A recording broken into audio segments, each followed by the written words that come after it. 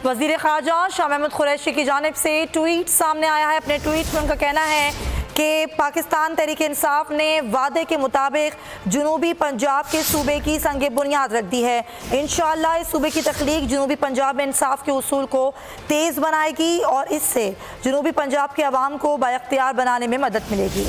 ये ट्वीट आप मुलाहिज़ा भी कर सकते हैं अपनी स्क्रीन पर। शाह महमूद कुरैशी के नाम से ट्वीट किया गया और उन्होंने कहा कि वादे के मुताबिक PTI ने जनूबी पंजाब के सूबे की संग बुनियाद रख दिया है।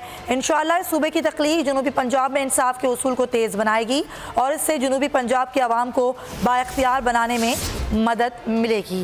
ये कहना है शाह महमूद कुरैशी का। आपको आगाह करें कि जनूबी पंजाब सूबा जो कि पाकिस्तान तहरीक इंसाफ के मंशूर में शामिल था और कल इस हवाले से तहरीक जो है वो पेश की गई है कौमी असम्बली में। और अब इस तमाम तनाज़ुर में शाह महमूद कुरैशी का ट्वीट सामने आया। उन्होंने कहा कि वादे के मुताबिक पाकिस्तान तहरीक इंसाफ ने जनूबी पंजाब के सूबे का संग बुनियाद रख दिया है।